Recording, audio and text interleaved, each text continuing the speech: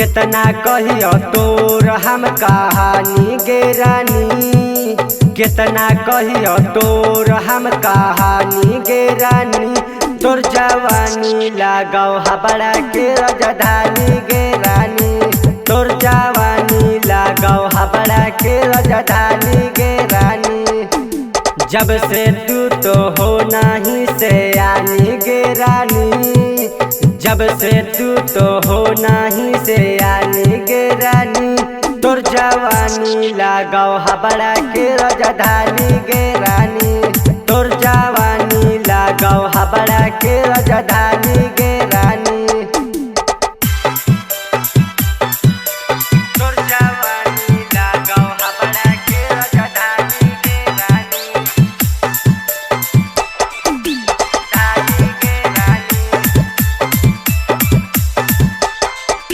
जब से देखलियो गाल के तिल गे बिगड़ा हमूड मारियो हंडिल गे। हालत खराब कर देनी गे छौड़ी, तोरा कहे ना हुआ हो फील गे, तोरा कहे ना हुआ हो फील गे। जब से देखलियो ओठा के तिल गे बिगड़ा हमूड मारियो हंडिल गे। हालत खराब कर देनी गे छौड़ी, तोरा कहे ना हुआ हो फील गे। हो नहीं से आनी छोड़ना दानी गे रानी, हो नहीं से आनी छोड़ना दानी गे रानी। तोर जवानी लगाओ हबड़ा के राजधानी गे रानी, तोर जवानी लगाओ हबड़ा के राजधानी गे रानी। तोर जवानी लगाओ हबड़ा के राजधानी गे रानी,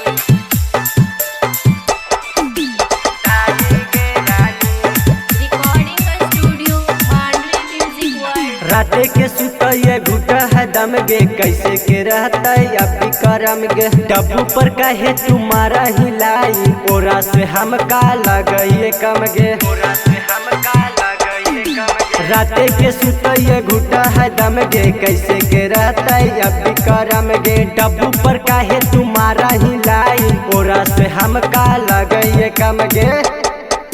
राइटर रापातरो तोर दीवानी गे रानी, राइटर रापातरो तोर दीवानी गे रानी।